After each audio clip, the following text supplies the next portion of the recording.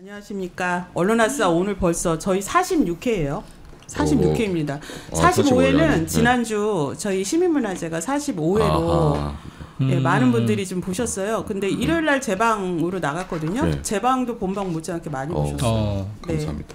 네, 정말 감사한 일입니다. 저희 오늘 네 분 또 오랜만에 모셨어요. 다 모여주셨어요. 예, 저희 네 분 다 보이시죠? 오랜만인가요? 이렇게 이렇게. 저 지난주에 또 못 오시고. 아 맞다. 네, 그래서 그렇네. 그때 뭐죠? 9호가 지난주에 못 오셨어요. 워크숍 가셔가지고. 지역 뭐 가신다고. 지지난주. 지지난주. 네. 지난주는 또 저희가 시민문화제 라이브 하느라고 못 보고. 되게 오랜만에 저희 만난 거예요. 네. 자기소개 한번. 반갑습니다. 네. 자, YTN. YTN부터의 첫 순서. 네. 네, YTN 최근에 미디어오늘에서 지금 시리즈로 나오고 있던데 사실 유진그룹한테 매각한 거 불법이다는 거 이제 저희는 여러 번 얘기했는데 그 불법 정황이 또 추가로 계속 지금 증거가 나오고 있잖아요. 그 YTN 매각이 불법이라는 것은 가장 근본적으로는 위법적인 2인 체제 방통위에서 매각 결정이 이루어졌다. 그래서 근본적으로 불법이고요. 그 다음에 그 매각 과정 그리고 최대 주주 변경 심사 과정 자체가 날치기로 진행이 됐다. 전례 없을 정도로 빠른 속도로 진행이 되면서 곳곳에서 부실한 흔적들이 나타나고 있는데 요번에 새롭게 추가된 게 그런 내용적인 측면이에요. 예를 들어서 뭐가 있냐면 자문위원들이 8명 중에 6명이 사장 추천위원회는 그대로 유지해야 한다. 그 자문위원은 심사 자문위원이죠. 라고 주장을 했지만 전혀 받아들이지 않았고 방통위가 이를 아예 묵살하고 언론 브리핑할 때도 그 부분은 아예 빼버렸어요. 그리고 고의적으로요? 예. 그러니까 이 얘기가 왜 처음 지금 와서 얘기가 나오는지 모르겠어요. 이게 그 국회 민주당 노정면 의원실을 통해서 유진그룹과 방통위가 주고받은 문서를 전부 다 확보할 수 있었어요. 그래서 저희가 그 문서들을 분석을 해서 지금 결과들을 내놓은 거고 미디어오늘도 동일한 문서를 입수해서 지금 기사를 쓰고 있는 거고요. 더 큰 문제는 사장 추천위원회를 없애라고 한 게 사실상 방통위였어요. 유경선 유진그룹 회장 같은 경우는 기존 제도를 존중한다는 의견을 표명을 했고 애초에는 그런데 계속해서 방통위가 어떤 보정 요구를 합니다. 자료를 다시 만들어 와라 라면서 사장 선임 과정이 너무 두루뭉술하게 써 있다. 구체적으로 해라 라고 해서 결국에는 사추위를 없애겠다는 그 답이 돌아오고 나서야 그 보정 작업이 멈춰요. 그리고 이상인 부위원장이 자문위원들과 만난 자리에서도 노조가 사장추천위원회에 들어가는 것, 사장을 선임하는 데 개입하는 것이 문제가 있다라는 인식을 드러냈다고 해요. 여튼 그런저런 정황을 보면 이것이 단순히 2인 방통위에서 이루어졌기 때문에 불법인 것도 있지만 내용적으로도 곳곳에서 부실한 증거들이 날치기, 짜깁기, 왜곡 이런 증거들이 다 나타나고 있다. 그렇습니다. 그러니까 당시에 너무나 짧은 기간에 심사를 했고 심사 절차나 과정도 제대로 거치지 않고 또 심사 과정도 공개가 안 되고 그래서 저희가 졸속이다, 밀실이다 이렇게 했었는데 뭐 그 부실한 과정이 아니라 아예 위법과 불법이 고의적으로 이루어졌다. 이렇게 드러나고 있는 거네요. 그런 셈이죠. 이 내용적인 측면에서도 이렇게 불법이면 2인 체제도 위법이고 절차적으로도 위법이고 내용적으로도 위법이면 이것은 원점으로 다시 되돌려야 해요. 이 행정처분은 무효라는 게 저희 주장입니다. 네.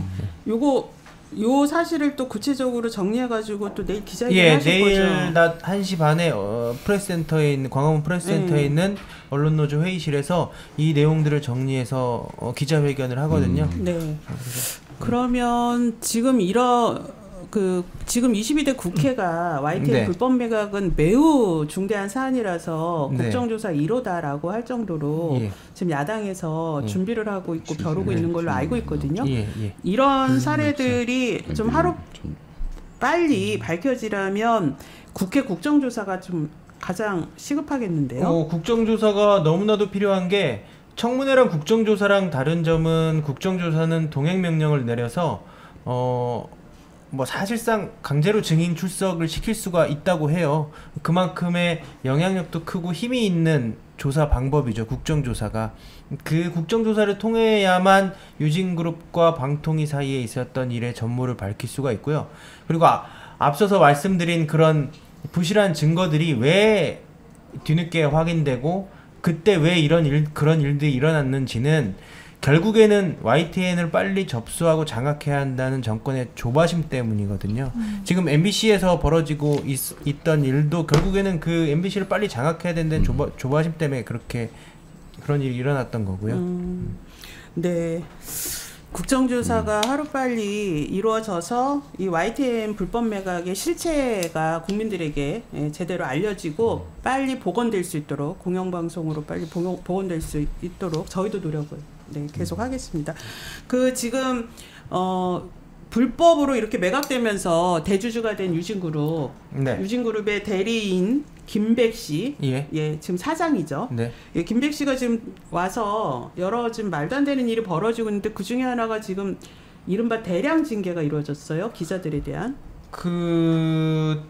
온라인 뉴스를 제작하는 디지털국의 디지털 뉴스팀 16명 전원을 중징계했어요. 전원을요? 정직 6개월부터 감봉 1개월까지.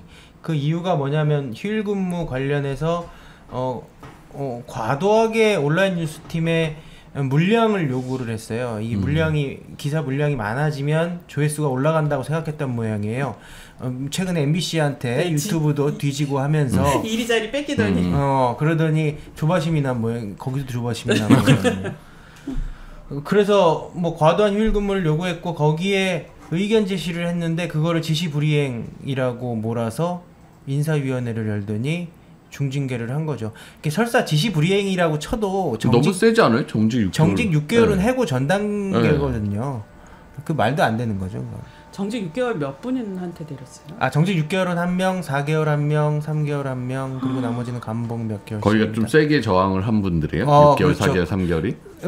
그러니까 조사를 했을 거 아니에요? 16명을 하면서 계속 너희들의 수괴가 누구냐 이런 식으로 계속 물었대요. 그래서 그렇게 수괴로 찍힌 조합원은 정직 6개월을 받았죠.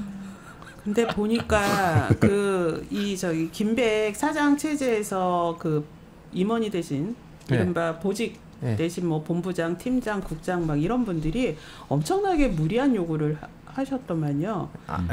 그리고 자신감이 없어요. 그러니까 리더십이 없으니까 이렇게 무리하게 찍어 누르려고만 하는 거죠. 네, 그래서 말을 안 들었다 이거예요. 팀장 말을 안 듣고 지시를 불이행했다. 사유가 그거더라고요. 이 정도 사안 갖고 이렇게 대량 징계하는 건 처음 본 것 같아요. 그러니까 이게 참네. 하여간 황당하고 너무 참 당황스럽습니다. 그 팀원들이 팀장 지시를 듣지 않았다 이건데 그 지시가 그럼 보통 발령 내죠. 딴 데로 발령 내거나 뭐 이렇게 할 수도 있는데. 발령 내거나 인사위원회를 열었으면 나와도 경고 정도 나와도 세게 나왔다고 그래요. 그쵸. 이런 정도면 그냥 시키는 대로 일 다 해서 한 주 52시간, 뭐 4주 208시간 그 근무 시간 제한 있잖아요. 네네. 그거를 넘겨서 그냥 노동청에 고발을 할 걸 그랬나요? 그러니까 그런 전략을 세울 걸 그랬어요. 근데 또 여성분들이라 대부분 또 그렇게 하기 어려운 사정들이 다들 있어요. 또 아이들 키우고 뭐 몸도 그렇고. 근데 이 사태에 대해서 김백 사장은 지금 입장을 표명을 하나도 안 했어요. 뭐 유감이라고 표명하고 뭐가 유감이래요? 그런 일이 지시불이행이 벌어진 거에 대해서 유감이라고 표명을 한 걸로 알려졌고요. 그리고 계속해서 이제 회사 말을 안 들어서 그렇다. 회사의 지시를 이행해야 된다. 이 말만 앵무새처럼 되풀이하고 있어요. 이게 적폐경영진으로 바뀌면 그런 이제 수직적인 문화가 만들어져요. 그전에는 아래로부터 뭔가 의견이 올라가고 소통이 되는 구조라고 하면 적폐경영진의 특징은 그냥 위에서 찍어 누르는 상명하복. 거의 뭐 검찰같이 굴어라라고 약간 생각하는 것 같아요. 아니 왜 이렇게 다 윤석열 스타일로 바뀌고 있죠? 네, 여기 지금 YTN에서 이 기자들을 대량 징계한 사태에 대해서도 지금 또 이것도 저희가 관심을 좀 많이 시청자분들께서 가져야겠습니다. 네. 예, 그 다음에 이제 TBS입니다. TBS가 지금 이제 출연금 전혀 끊겼고 그동안에 아끼고 아끼셨던 예산으로 지금 버티셨는데 이 버티는 것도 지금 8월이면 더 이상 없다. 그 상황인 거죠. 얼마 전에 동생에게 전화가 왔더라고요. 추석에 내려갈 거냐. 그래서 안 내려가겠다고 했어요. 그리고 어떤 상황이냐고 하길래 나 어제 마지막 월급을 받았어. 라고 한 상태거든요. 지금 직원들이 마지막 월급을 25일날 받았습니다. 출연금은 지금 제가 알기로는 솔직히 저희가 아직 밀린 금액도 있거든요. 네. 뭐 임대료라든지 송출비라든지 이런 것들 그렇게 해가지고 다 제하고 나면은 몇백만 원밖에 안 남는다고 하더라고요. 9월 초에. TBS 전체 차원의 재정이? 네. 전체 차원의 재정이. 저희 건물도 저희 게 아니고 방송 장비만 저희 거고요. 네, 그런 상황에서 서울시는 어쨌든 간에 뭐 차선책을 내놓겠다고 했는데 아직까지 어떤 차선책도 내놓지 않고 있고 서울시 의회는 조례를 통해서 더 이상 TBS를 지원하지 않겠다는 의사를 분명히 전한 것으로 알고 있습니다. 이런 상황에서 TBS가 굉장히 지금 정말로 이제 끝에 몰렸고요. 오늘 보니까 네. 서울시 의회에 네. 그 문체위가 소관 상임위가 위원장이 민주당 의원이신가 봐요. 맞아요. 이번에 바뀌었습니다. 바뀌었죠. 네. 그분이 TBS 그 오세훈 서울시장이 이렇게 방치하냐 네. 대책 마련하라 이렇게 촉구를 하셨던데 맞습니다. 그래도 서울시 의회에서 목소리가 이렇게 나온 건 너무나 오랜만이에요. 그래서 네. 반갑기는 했는데 네네. 유효할지 이런 목소리가. 내일 시정 질의가 있어요. 오세훈 서울시장 임시회가 네. 열리거든요. 그때 아마 TBS에 대한 얘기들이 안건을 올려지지 않았습니다. 그럴 정도로 이제 서울시 의회에서는 TBS를 그냥 아웃 오브 안중으로 생각을 하는데 그래도 의원 한 분께서 TBS에 대한 언급을 해주시겠다고 해서 어떤 상황을 전했으면 좋겠냐라고 저희한테 물었고 저희는 만약에 출연 기간에서 해제되더라도 저희가 사실 34년 동안 서울시에서 교통기상 재난방송에 대해서 꾸준히 했었거든요. 그거에 대한 책무는 계속하게 해달라. 그 책무를 수행할 수 있는 예산이라도 아주 조금은 예산이라도 매년 책정해 주셨으면 좋겠다. 그걸 바란다라고 말씀을 드렸어요. 저는 TBS가 사실 뉴스공장이라는 프로그램에 가려서 많이들 모르시는데 사실 서울 시민의 방송으로서 시민들을 위한 방송들을 되게 많이 했어요. 코로나 네. 대유행 때 그렇죠. 단 한 번도 빼놓지 않고 2년 동안 특보를 했고요. 그다음에 서울시 폭우가 내릴 때마다 권역별로 나눠서 기자들이 가서 직접 상황들을 중계하거나 그런 일들을 했거든요. 그 역할을 최소한 수행하도록 하는 것이 서울시의 역할이다. 저는 그렇게 생각을 하고요. 지금 좀 담담한 마음입니다. 근데 지금 TBS의 이런 사태에 대해서 가장 일차적 책임은 오세훈 시장, 그다음에 서울시 의회 이렇게 되죠. 공의 책임이. 네. 예. 그런데 오세훈 시장이 지금 찾겠다는 차선책은 결국은 민간에 인수시키겠다 이건가요? 지금 들리는 얘기에 의하면 서울시 출연 기관으로서는 못 남긴다. 지원도 힘들다. 그러니까 외부 투자를 받는 방식으로 하겠다. 외부 투자. 네, 그러니까 외부 투자가 아니라 이제 기부나 아니면 그런 식으로 후원을 받는. 왜냐하면 제가 지난번에도 얘기했듯이 방통위가 재허가를 해주는 조건이 하나가 있는데요. 그게 서울시 안정적 지원을 근거로 해서 4년 재허가를 해준 거거든요. 그러면 만약에 서울시가 지원 안 하면 그 주파수는 뺏기는 거냐라고 방통위에 문의했을 때 방통위가 비영리 재단으로 운영할 수만 있다면 유지할 수 있다고 했거든요. 근데 비영리 재단으로 운영할 수가 없어요. 돈이 없기 때문에. 돈 나올 구멍이 없습니다. 그래서 뭐 기업이나 아니면 지자체나 그런 쪽에서 후원을 해줘서 비영리로 운영된다면 가능합니다. 네, 그런 상황이면 제어가 받을 때 그럼 서울시 안정적 지원을 하겠다라고 서울시도 약속을 하고 제어가 받았을 거 아니에요. 그렇죠. 그러니까 그 약속을 어기고 있는 거 아니에요. 맞습니다. 그렇죠. 그래서 방통위가 감독기관인데 서울시가 왜 이 조건을 안 지키냐라고 이거는 방통위가 감독을 해야 돼요. 그리고 서울시 책임을 물어야 되거든요. 그런데 그래야 될 방통위가 잘 알다시피 이동관, 김홍일, 이진숙 체제에서 MBC 장악에만 혈안이 돼서 다른 주요 사안들은 다 팽개치고 다른 공영방송이 어떻게 되든 관여도 안 하고 있는 제 역할을 안 하고 있는 이런 상황인 거죠. 예전에 제 꿈이 30대 때는 20대 때는 와, 멋진 사람 만나가지고 사랑하는 거였고 40대 때나 30대 때는 재밌게 신나게 일하는 거였다면 지금 본의 아니게 프리랜서로 18년을 살았는데 TBS 온 죄로 지금 저희 소망은 그냥 방송을 만들 수 있었으면 좋겠습니다.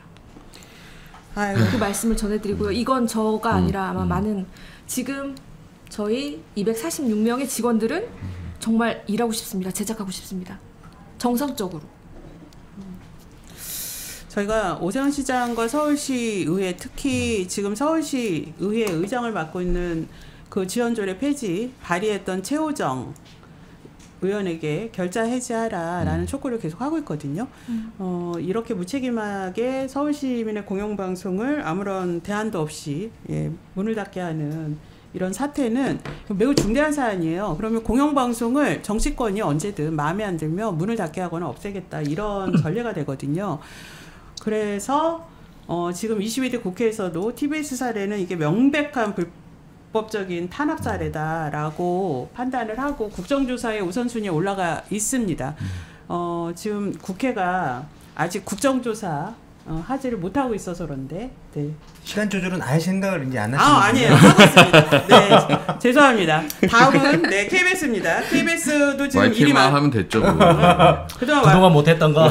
YTN 맨날 시간 조절 우리 못해가지고 YTN 네. 못했는데 네 KBS 또 박민 KBS 사장 또 친일 방송을 했던 KBS 박민 사장이 오늘 국회에 또 출석을 했어요. 네, KBS가 매년 그 예산 썼던 부분들에 대해서 국회에서 결산 심사를 받도록 되어 있습니다. 그래서 오늘 박민 사장이 과방에 직접 출석을 했고 여기서 뭐 재밌는 얘기들이 좀 나왔는데 뭐 재밌는 게 아니라 어처구니 없는 거죠.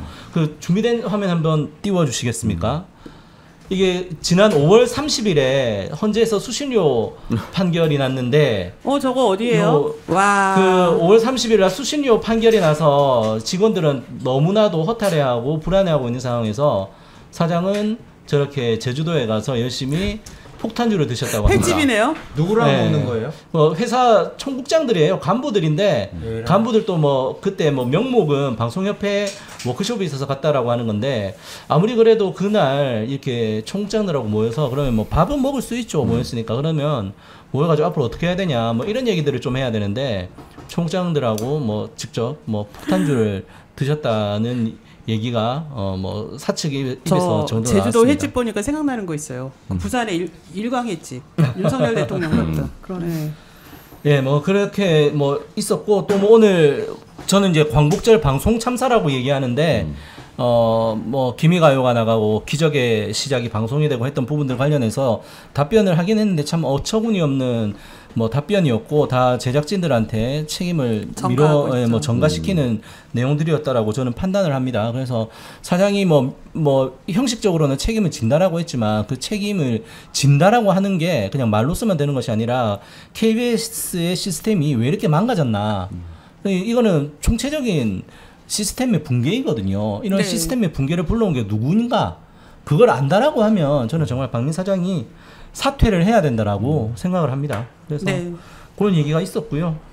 이제 오늘 또 저희들 내부 게시판에 이제 올 초에 저희들 기자회견을 했던 대외비 문건을 공개를 했습니다. 이른바 KBS 장안 문건이죠. 네.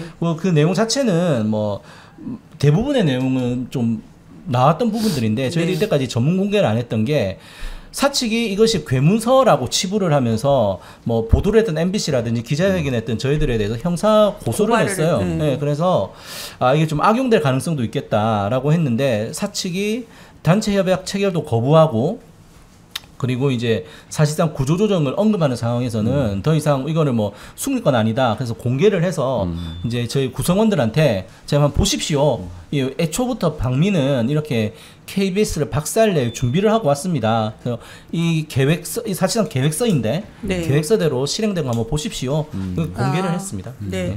저희 30초가 남았는데요. 마지막으로 이제 MBC인데 MBC는 또 메인 토크에서 저희가 월요일 날 아주 언론계 한획을 긋는 또 결정이 있었습니다. 네네. 방문진 그 신임이사 효력 정지 있었는데요. 그 전에 저희가 시민들과 언론 내부 구성원들이 다 모여서 광화문에서 힘내라 공영방송 지키자 MBC 문화제를 좀 열었습니다. 네. 하여튼 그날 아침부터 되게 많이 비 오고 해서 걱정했던 날이었는데 한 1,000명 넘는 시민분들이 동화면세점 앞을 가득 메워주셔갖고 MBC 구성원들도 그렇고 공영방송 뭐 KBS, YTN, TBS 분들께도 되게 큰 힘이 됐던 자리였죠. 예. 네. 저희가 발언 뭐 준비된 게 있다고. 예, 이날 또 큼티분들이 아주 시민들에게 그 울림의 그 메시지 발언을 해주셨는데요. 그 영상 보면서 다음 메인 토크로 이어지겠습니다. 저는 정말 지금과 같은 KBS에 다니고 싶지 않았습니다. 공영방송 KBS라고 하면 국민들의 가려운 곳을 긁어주고 국민들의 눈물도 닦아주고 웃음과 즐거움을 주는 공영방송이길 원했습니다. 하지만 지금 KBS는 어떻습니까? TV만 틀면 윤석열이 나오고 또 윤석열이 나오고 김건희는 보이지 않고 최혜병 특검법은 보이지 않는 그런 KBS 국민의 방송이라고 할 수 있겠습니까? 제가 이 상황을 견디지 못하는 것처럼 KBS에서도 이제 더 이상 참을 수 없다라는 움직임들이 일어나고 있습니다. 박민 사장을 끌어내리기 위해서 언론노조 KBS 본부가 열심히 투쟁을 하는데 힘을 모으겠다며 KBS 직원들이 모이고 있습니다. 응원해 주십시오. 시민 여러분께서 응원해 주시면 저희들은 안에서 열심히 싸우겠습니다. 조용한 것 같지만 하루하루 YTN, KBS, TBS 안에서 힘겹게 싸우고 있습니다. 인터스텔라라는 영화를 보면 우리는 답을 찾을 것이다 언제나 그래왔듯이 라는 표현이 있는데 그 문구를 무척이나 좋아합니다. 이명박근혜 정권 3249일 동안 싸워서 해직자 모두 복직시키고 공정방송 만들었습니다. 이번에도 반드시 싸워서 이겨내겠습니다. 지금 많이 TBS 힘들지만 저는 끝까지 버티고 TBS를 지켜내겠습니다. 34년 된 방송사 이대로 무너질 수 없습니다. 여러분 꼭 TBS를 지켜주십시오. 공영방송에 많이 화가 나실 겁니다. 화가 나신다면 화를 내시고 분노할 것이 있다면 함께 분노해 주십시오. 하지만 공영방송에 대한 관심과 연대의 끈을 놓지 않는 것, 저는 그것이 공영방송을 구해내고 지켜내는 길이라 생각합니다. 그렇게 해주시겠습니까? 저희 공영방송 MBC 구성원들, 저희들에게 보내주시는 과분한 신뢰, 지지 잊지 않겠습니다. 더 좋은 보도, 더 좋은 프로그램으로 공영방송이 존재해야 하는 이유, MBC를 함께 지켜주셔야 하는 이유, 우리 스스로 입증해 내겠습니다. 공영방송의 정치적 독립을 마지막 꿈으로 삼았던 고 이용만 선배에게 부끄럽지 않은 MBC 구성원들이 되겠습니다. 그가 목숨을 걸고 내걸었던 그 가치 잊지 않고 MBC 반드시 지켜나가겠습니다. 시민 여러분이 함께 지켜주십시오. 감사합니다. 시민이 언론의 인싸가 되는 그날까지 언론아서 시작합니다. 저는 우윤혜고요. 제 옆에는 언론아서 2번째 출연하시고 MBC 장악을 막은 최대 주인공이시죠. 박선아 이사님 모셨습니다. 반갑습니다. 감사합니다. 방금 보셨던 영상이 사실 그 콘서트 때, 지키자 MBC 콘서트 때 비가 많이 왔던 날이에요. 그래서 저도 너무 걱정하고 많은 분들이 오실까 엄청 염려했는데 정말 광화문에 꽉 채운 많은 인파 속에서 우리 언론아서 큼티분들의 연설을 보니까 45회차 언론아서를 한 보람이 느껴진다. 이 45회 방송으로 오윤혜가 키워낸 연사들. 뭐 그렇다고 할 수 있겠죠. 네. 너무너무 연설도 감동적이었고 우리 박선아 이사님도 또 가서 말씀해 주셨잖아요. 다 투쟁가가 되셨어요. 윤석열 정부가 투쟁가를 많이 만들었습니다. 그것도 라이브로 그날 봐주신 거 아니에요? 아 그럼요. 응원하고 봤죠. 네. 네. 자 오늘 정말 처음인 것 같아요. 이 45회 언론아서를 진행하면서 처음으로 기쁜 소식이었던 것 같습니다. 법원이 MBC 대주주 박문진 차기 이사진 임명에 제동을 걸었습니다. 오늘의 주제가 바로 법원은 왜 박문진 이사의 손을 들어줬는가입니다. 자, MBC 현 대표 체제를 그럼 이제 유지하게 된 거죠, 이사님. 네. 간단하게 우리 M님께서 소개를 좀 해주시죠. 일단 2가지 소송이 있었죠. 그래서 박문진 이사에 지원했던 후보자들이 낸 집행정지 신청이 있었고 기존의 박문진 이사 들이 낸 소송이 있었죠. 박선아 이사님도 참여한 소송. 그래서 행정 6부, 행정 12부 이렇게 나눠졌는데 이게 아마 처음부터 6부와 12부 간에 좀 소통이나 이런 거 있었을 수 있을 것 같아요. 근데 이제 결론적으로 하면 행정 12부에서 집행정지를 시켜줬습니다. 그래서 본안 소송까지, 그러니까 이 집행을 임명이 무효라는 본안 소송 1심 선고 뒤 30일까지 이 임명처분의 효력을 정지한다. 그렇게 결정을 내려주셔서 저는 정말 역사적인 결정이었고 내부적으로도 MBC 지켜내는데 상당히 중요한 의미를 갖는 판결이었다. 그래서 방문진 그 후보자들이 낸 소송은 기각이 됐지만 거기도 되게 의미 있는 내용들이 많이 담겨 있었고 그 이사진들이 낸 소송에서는 정말 주옥 같은 문장들이 이 윤석열 정권의 방송장이 얼마나 무도했는지를 확인시켜주는 여러 내용들이 좀 담겨 있어서 상당히 의미 있는 결정이었다고 생각합니다. 솔직히 많은 분들이 기대는 했지만 반신반의했던 것 같아요. 여담으로 이제 제가 이제 MBC 라디오 출연 중이잖아요. 그런데 같은 시간 경쟁 프로에서 이제 저한테 섭외가 온 거예요. 윤혜 씨 가처분 인용이 안 될 수도 있지 않느냐. 그러면은 요 데일리 때 요때 개편도 해주실 수 있느냐. 방송계에서도 어쨌든 반신반의. 방송계 인싸시. 5인의 빼가기가 벌써 인싸. 그래서 MBC 넘어가면 이제 거기 출연 못하니까. 그러니까 우리가 약간 흔들리셨어요. 그래서 아니 저는 전혀 흔들리지 않았죠. MBC 저도 모르게 제 의지와 다르게 함께 구성원들과 동지가 생겼기 때문에 끝까지 함께 하겠다라고 했는데 그 정도로 큰 기대는 없었어요. 됐으면 너무 좋겠지만 윤석열 정부의 사법부가 사실 엉터리 결과를 내린 적도 많기 때문에 그 결과를 딱 받으셨을 때 가장 먼저 그 소식을 느끼셨나요? 받으셨나요? 네. 우리 이사님께서 가장 먼저? 이제 받았습니다. 문자로 먼저 오나요? 요번에 이제 법원 게시판에 하고 그리고 이제 사건 검색 거기에 올리면서 이제 요새 전자소송이잖아요. 그러니까 이제 그 대리인 메일로 바로 결정문이 옵니다. 그러면 이제 알람을 해놓기 때문에 바로바로 할 수 있습니다. 어떠셨어요? 사실은 금요일에 혹시나 하고 기다렸었습니다. 그래서 금요일 4시 30분부터는 좀 초조했었고 근데 6시가 넘어가고 난 다음에는 이제 좀 마음을 놓고 토요일, 일요일 보냈고요. 그래서 월요일 아침부터는 한 11시 정도? 10시 30분부터는 좀 긴장을 했었습니다. 몇 시에 나온 거예요? 그러면? 저희 3시 12분? 그랬군요. 그걸 기억하네요, 제가.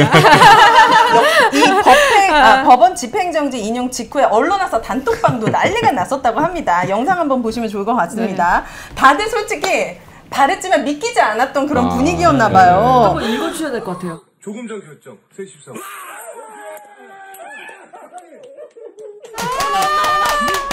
아니 이건 내지 않기로 아니 울어야 되는 거 아니에요? 울었어? 너무 울컥했죠. 울어야지 진짜. 제가 울었어요. 위원장님이 20몇 분에 저한테 전화하셨죠.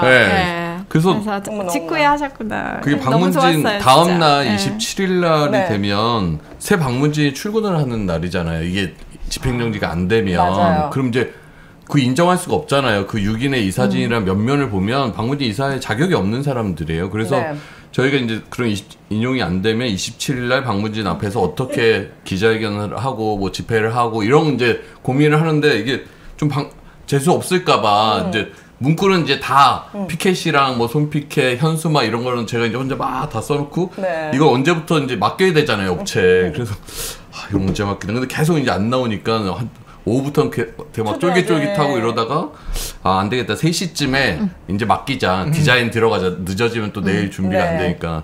그래 맡겨놓고 얼마 안 있다가 저 결론이 나온 거예요. 그래서 이제 위원장 방에 있다가 밖에서 이제 김재경 간사가 인정됐다고 딱 하는데 달려나와서 이제 기사 뜨기 전이어갖고 이게 맞나 아닌나를 계속 보고 이제 하다가 이게 맞구나 해갖고 뭘 본 거예요? 법원의 판결문 그냥 이제 카톡 텔레랑 이제 알려준 거예요. 누가 알려줘서 근데 이걸 크로스 체킹을 하고 다시 기뻐해. 크로스 체킹 해야지. 잘못 나올 수도 있으니까 그래서 확인하고 나서 저렇게 그날 부둥켜 안으셨군요. 통화할 때마다 막 울컥울컥하고 막. 그리고 갑자기 저 장면 보니까 이런 좀 찬물 끼얹는 얘기지만 총선 때 MBC가 처음에 발표할 때 200석 넘는다고 발표해가지고 그랬어. 저 눈물 흘리면서 막 기뻐하고 막 페이스북에 글 올렸는데 그날 안 됐잖아요. 여자석이 모자랐잖아요. 네. 하지만 이번 일은 확실하게 이겼다. 우리 박선아 이사님은 어떠셨는지 그 순간 궁금합니다. 네, 일단 그 순간 뭐 정말 안도의 마음, 이제 안전해졌다라는 생각이 들었고, 네. 그리고 난 다음에는 뭐 바로 일상으로 돌아왔습니다.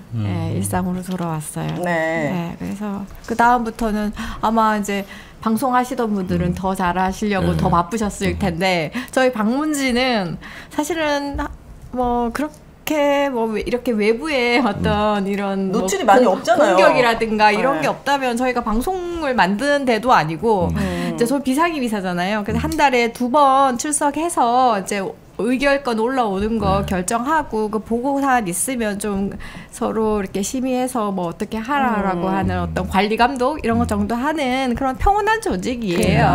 맞아요. 그러니까는 외피 또는 외벽, 그냥 성벽 같은 그런 역할들.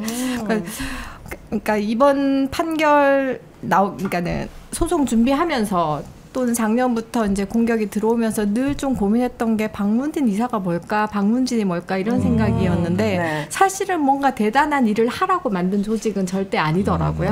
그러니까 뭐라 해야 되나, 그냥 대우를 유지할 수 있도록, 다른 사람, MBC라는 방송 사업자가 잘할 수 있도록, 그 공영방송이 잘할 수 있도록 옆에 있어주면 되는 거더라고요. 그래서 그렇게 일상으로 돌아왔습니다. 그리고 원래 8월은 저희 이제 방문진이 이제 직원들이 뭐 많지가 않아요. 그래서 그분들이 이제 8월에 좀 모아서 휴가를 가시거든요. 그래서 8월에는 원래 정기 이사회가 없어요.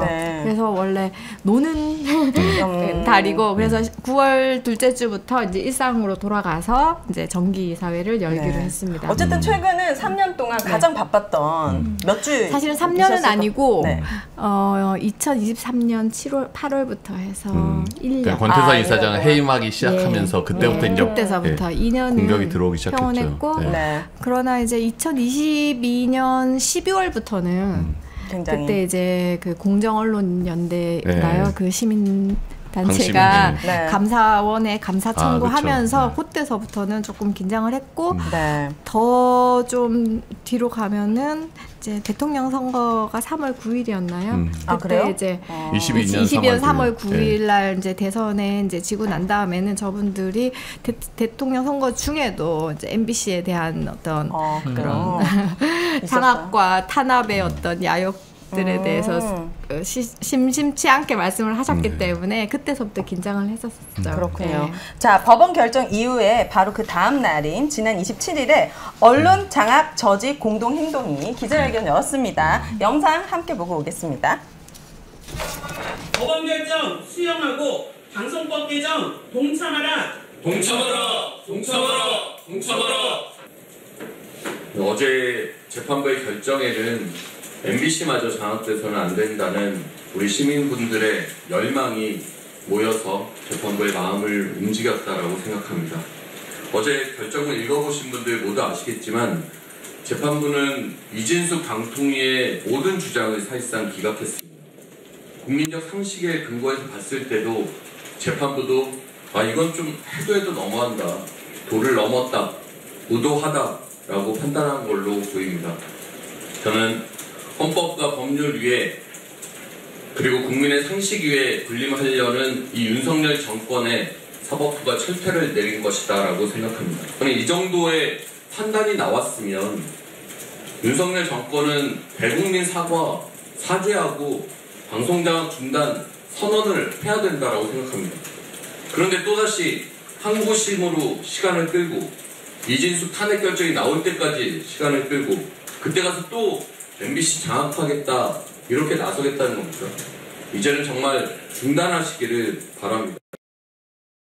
네. 자, 그러면 지금부터 본격적인 얘기 해보도록 하겠습니다. 첫 번째 키워드가 MBC 장악 올 스톱입니다.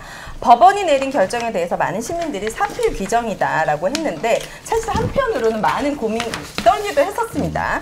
그래서 우선 큰피에게 솔직하게 물어보도록 하겠습니다.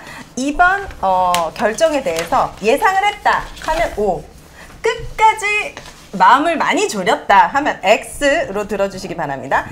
우리 이사님도 포함입니다. 당사자시잖아요. 네. 하나, 예상했다. 이거를 승인할 거라고. 하나, 둘, 셋. 어머나. 아니 이호찬 본부장님 이거 어떻게 되신 거예요? 왜요? 저는 뭐 이렇게 보통 좋은 일이고 안 좋은 일이 있으면 네. 일단 안 좋은 일부터 생각하는 약간 타입이고 안 좋은 그래요? 상황에 대해서 대비는 해야 되니까 네. 그래야 사실 기쁨이 더 클 수 만끽되고 있으니. 하여튼 최선을 다해서 하여튼 막판까지 시민들의 열망을 재판부에 전달하는 일은 열심히 했는데 이게 이제 여러분 법조인분들한테 여쭤보면 이 해임 처분을 정지하는 거랑 임명 처분을 정지하는 게 좀 다르게 봐야 된다. 그래서 임명 처분을 정지하는 결정이 훨씬 더 어렵다. 사법부의 그래요? 부담도 상당히 크고 그래서 막판까지 이게 될까 말까 막 이런 생각이 사실 정말 끝까지 저는 마음을 좀 졸였던 편이었어요. 네. 뭔가 이렇게 여론이나 분위기 보면 이거 너무 이렇게 막 나가게 했으니까 도를 넘은 행동들이 너무 많아서 될 거다라는 생각이 들면서도 법원이 작년에 이어서 올해도 이 윤석열 정권의 방송 MBC 장악 그 스톱 시켜버리는 결정을 과연 하실 수 있을까에 대한 네. 약간 걱정 이런 게 계속 있었죠. KBS는 네. 왜 안 될 거라고?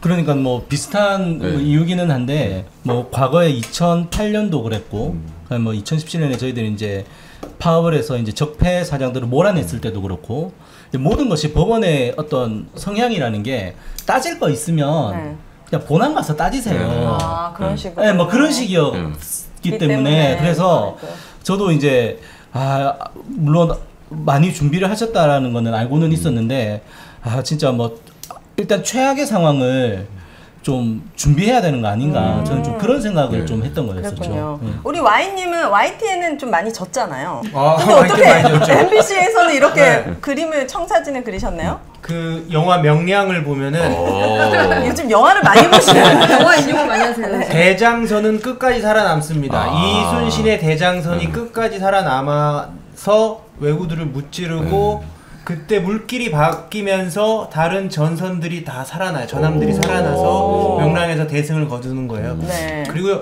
이호찬 본부장님이 워낙에 열심히 하셨어요. 이게 여론에 이런 것도 중요하거든요. 정말 진인사 했다고 생각을 하고 합당한 결과를 받았다고 저는 봅니다. 감사합니다.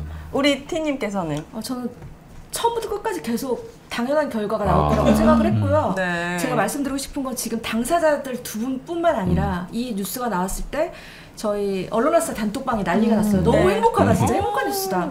이게 단순히 MBC만의 문제가 아니라 다들 기뻐했고요. 제가 단톡방, 그러니까 저희 노조 단톡방이 웬만하면 타사에 기쁜 소식을 전하지 않는데 이건 너무 기뻐서 저희 노조원들한테도 이거를 공유할 정도로 되게 좋은 뉴스였고 그 다음에 제가 그랬거든요. 만약에 이거 인용 안 되면 저 이민 가겠다라고 했거든요.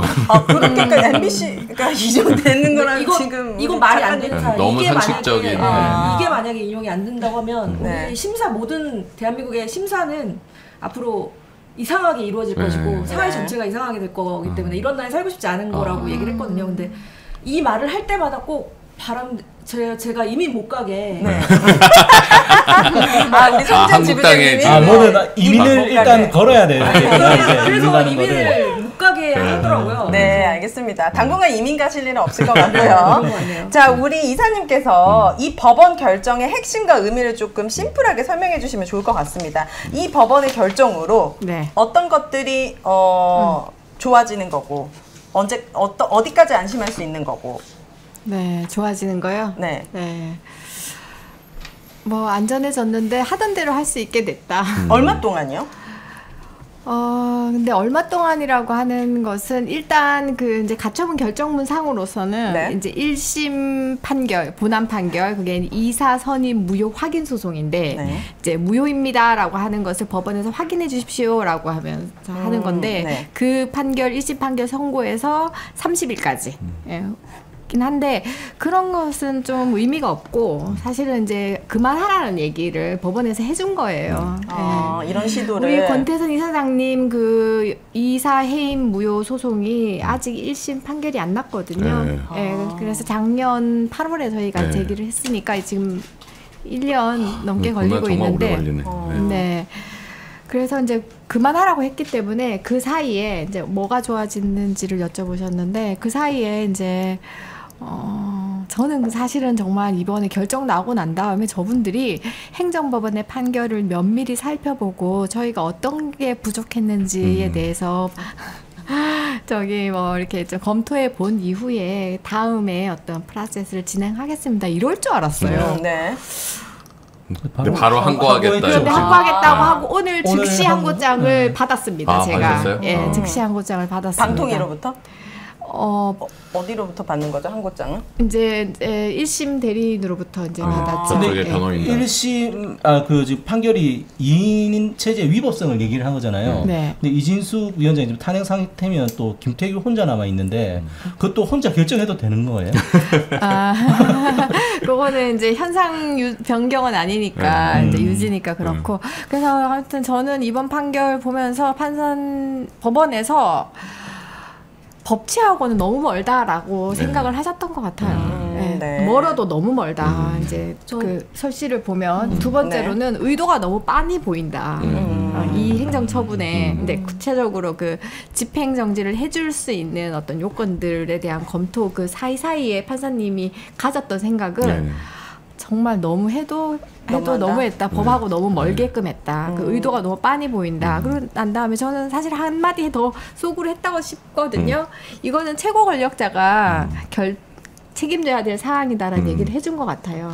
윤석열 대통령. 네, 그러면 결국은 정치적으로 해결할 수밖에 없고 그게 국가적으로도 바람직하기 때문에 뭐 1심 판결 선고, 뭐 1심 판결 선고 30일까지 뭐 이런 것들은 사실은 충분한 기간을 그분들한테 준 거죠.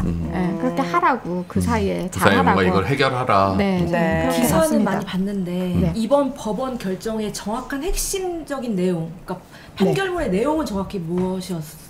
일단 이제 크게 두 가지인데요. 그러니까 방통위라고 하는 행정기관이 합의제 행정기관으로 출범을 했고 정치적 다양성이 보장된, 그러니까는 행정부, 대통령을 수반으로 하는 행정부와 의회가, 국회가 그죠? 이제 2인, 3인, 대통령이 2인 그리고 국회가 3인 이렇게 해서 구성하라는 내용들을 했고 그것이 인위적으로 조작했던 거죠, 사실은. 예.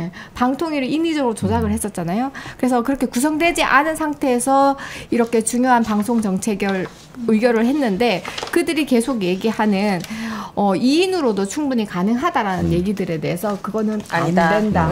입법 목적을 저해할 우려도 있고 그렇게 해서 했던 처분은 위법할 가능성이 높기 때문에 본안에서 다퉈볼 여지가 있다. 그러니까 집행정지를 해줘야 된다는 얘기를 고까지 하신 거죠. 그러고 다음에 조금 걱정되셨는지 그거에서 그 2인 체제 위법성까지 내가 얘기한 건 아니야라고 하면서 한줄 쓰셨더라고요. 그래서 그렇게 하게 하나. 그리고 두 번째 절차적인 거. 그날 6월 28일부터 해서 7월 30일까지 있었던 이 절차적 하자에 대해서 심의가 없는 것이 아니었을까? 그리고 의결의 방법도 잘못된 것이 아니었을까? 그러나 피신청인 너희들이 냈던 그 자료만으로는 너희들이 적법했다라는 것을 나는 충분히 소명받지 못한 것 같다. 요까지만 딱 얘기했어요.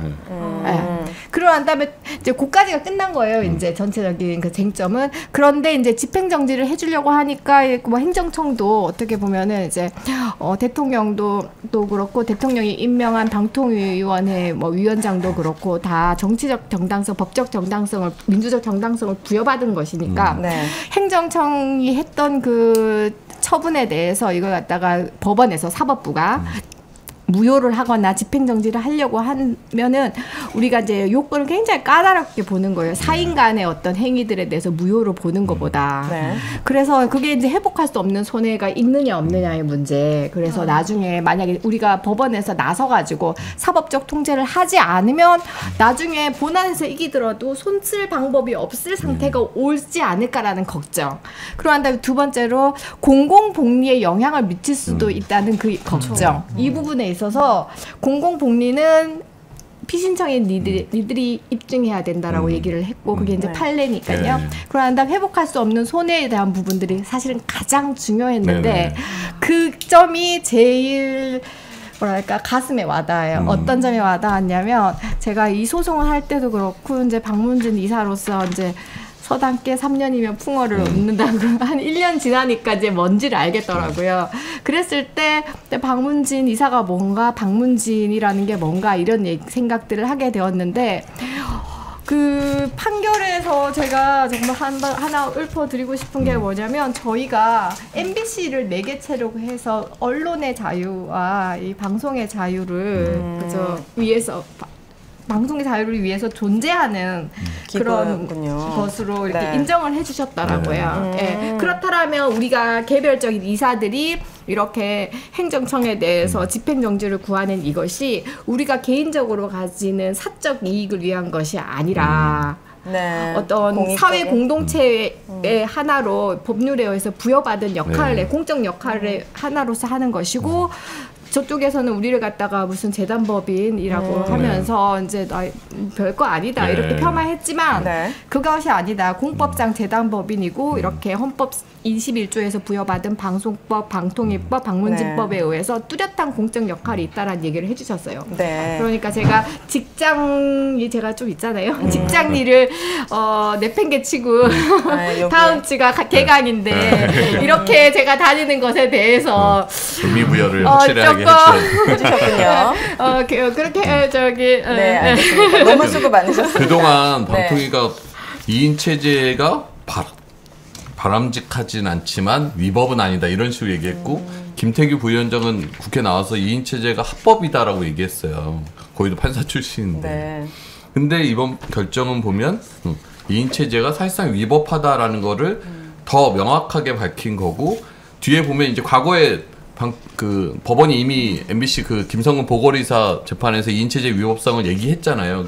이걸 보면서 재판부가 그걸 다시 한번 또 언급을 했거든요. 그러니까 그냥 제 느낌으로는 재판부가 아니 이미 2차례나 경고를 했는데 이걸 왜 자꾸 못 알아듣고 안 지키고 이걸 그냥 이렇게 밀어붙이냐는 거를 과거 판례를 다시 한번 또 보여주면서 이렇게 또 제시를 하시더라고요. 그리고 방통위법에서 의결 정족수가 없다라고 이제 계속 주장을 했잖아요. 그러니까 2인이어서 다 할 수 있다. 근데 오히려 의결 정족수가 없는 것을 어떤 정치적 다양성을 보장하는 걸 기본으로 전제로 해서 5인 체제의 방통위가 전제돼야 된다는 거를 오히려 이제 필요성을 더 강조를 하시더라고요. 그러니까 이게 어쨌든 이 방통위법에서의 가장 중요한 방송법에서 중요한 건 정치적 다양성. 정치적 다양성이 방송의 자유를 보장하는 근간인데 이걸 대통령이 임명하는 2인 체제로는 불가능하다라고 좀 판단을 해주신 겁니다. 말씀하신 대로 두 번째 키워드가 바로 방통위 2인 체제의 제동입니다.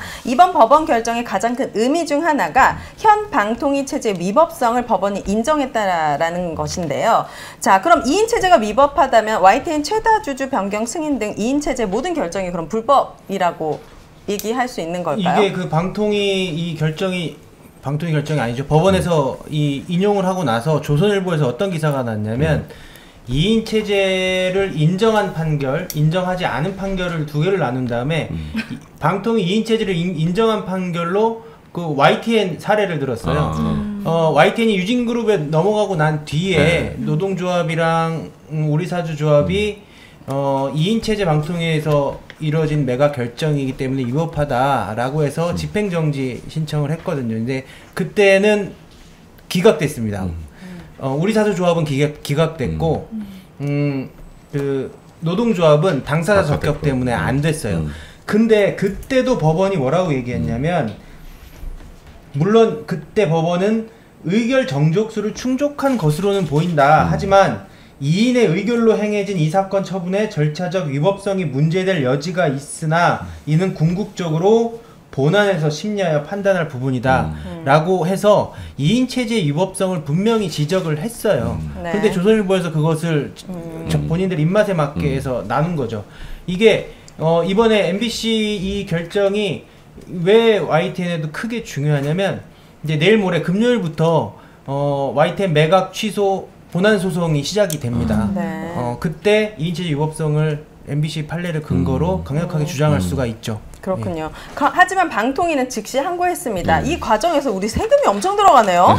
보니까 방심위 제재 효력 정지 29전 29패를 했으나 1억 4천만 원 가까이 소요가 됐습니다. 앞으로도 이제 계속 소송 비용이 발생을 할 텐데 이건 말도 안 되는, 이 사람들은 세금으로 이렇게 한단 말이에요? 방통위에서는. 아니 그리고 저는 상권 분립 훼손했다고 그래서 여권과 보수 법조계에서 국민의힘에서 미디어 특위에서 입장문 냈는데 행정기관에 해당하는 방통위에서 절차와 규정에 따라 이루어진 인사권 집행. 아니 절차와 규정에 따라 그러니까 절차와 규정에 따라 이루어지지 않았다고 법원이 판결한 건데 네. 자기들 마음대로 절차와 규정에 따라 이루어진 거라서 삼권 분립 훼손이라고 하면 네. 삼권 분립은 윤석열 대통령이 하고 있잖아요. 거부권 맨날 행사해가지고. 그러니까. 근데 삼권 분립이라고 하는 것은 각자 자기 일을 갖다가 하는 것에 대해서 터치하지 말라는 게 아니라 헌법에 나와요. 삼권 분립의 제일 원리는 견제와 균형이에요. 네. 견제를 위해서 삼권 분립을 갖다가 팽팽하게 이렇게 고무줄을 삼각으로 해가지고 가지고 있으라는 거지. 네. 이걸 갖다가 이제 고무줄을 다 끊고 각자 자기의 성 안에서 하고 싶은 대로 하라는 얘기가 아닌 거거든요. 맞습니다. 여기 보면은 사법 통제라는 말을 분명히 쓰고 있잖아요. 네.